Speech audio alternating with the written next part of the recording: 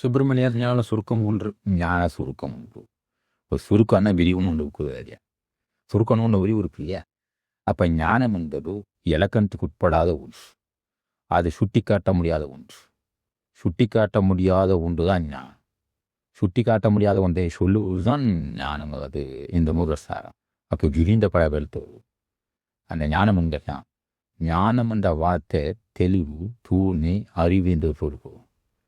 தெளிவு, தூய்மை, அறிவு என்று சொல்லுவோம். அந்த ஞானம் இந்த எதை பற்றி ஞானம்னா, எதை பற்றி அறிவுன்னா, உலகத்தை பற்றியா, அது உலகத்து உற்பத்திக்கு உலக தோட்டத்தை பற்றியா, தோட்டத்துக்கு காரணமான பற்றியா, இந்த காரணமான ஒன்று எது என்பது பற்றியா எல்லாம் ஆராய்ந்து பார்த்து தெரியும் ஞானம். அது அறிவுன்னு குறிப்பார். அப்போ இது ஞானம் என்பது எல்லை அடங்காத ஒன்று. அது எல்லைக்கு உட்பட்ட ஒன்று. ஞானம் என்பது எல்லை மனிதனுடைய ஆராய்ச்சிக்கு உட்படாத ஒன்று. உட்பட்ட ஒன்று. உட்படா ஒன்று எப்படாம் கேட்கப்பட முடியும். உட்படா ஒன்று ஞானத்தை